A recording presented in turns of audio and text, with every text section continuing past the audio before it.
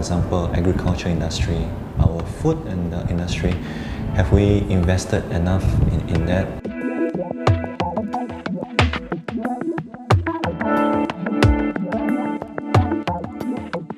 Short term and medium term, I think short term, unfortunately, the subsidies would have to continue. I think, yeah. The subsidies would have to continue because coming out from the pandemic, my opinion is that as a society, we are not prepared for all this rise in prices. So subsidies for basic essential items, including those things, should be kept and be ceilinged, should be given a ceiling. The more I would feel important debate that needs to happen is while we undertake these short-term and immediate measures, what are we doing in the long term? Are we also building on our, for example, agriculture industry, our food and industry? Have we invested enough in that? Are we preparing for that?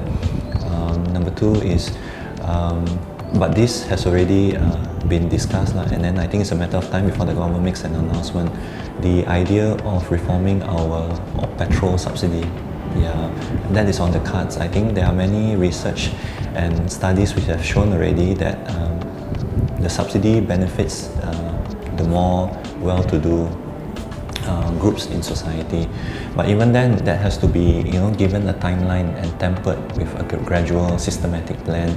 It cannot be just taken away, and then it will then, of course, involve increases in other things because everything is tied to petrol.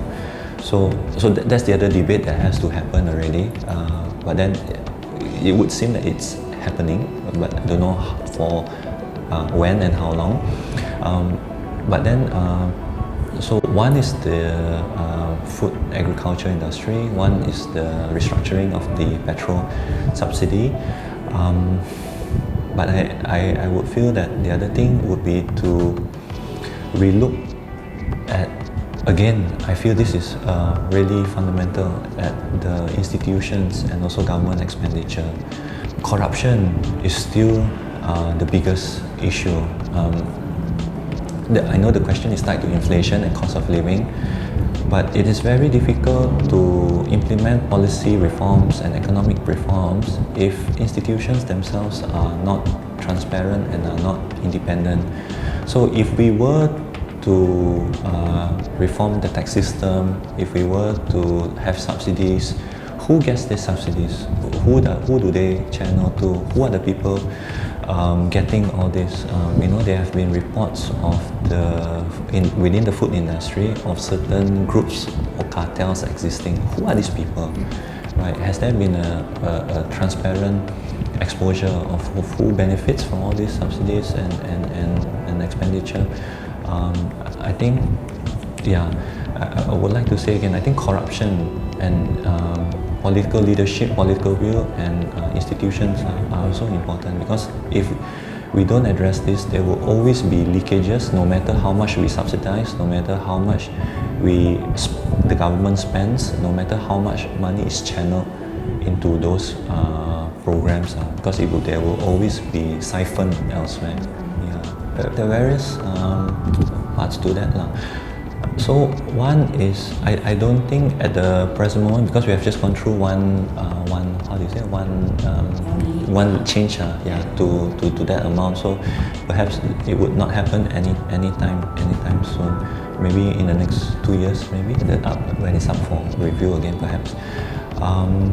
So again, I think that's why, while short-term measures are important, the reason why I think why we feel the subsidies and the allowance, giving out benefits, handouts are important as a short-term measure.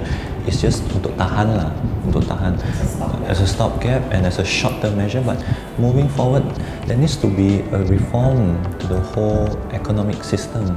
In the sense that, of course, everyone has been talking about reforming the whole economic system, but it has become even more urgent and pressing now, because we realize that you can advocate for minimum wage, you can increase, but if you don't address the other issues, then they don't change, in the sense that the other problem is we are not creating enough jobs for our students, our graduates and our employees. There's a stagnancy of wages, so that means the economy is not growing.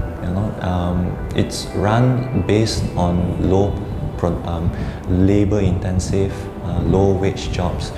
And so I think the government has been aware of this, but then it takes a lot of political will.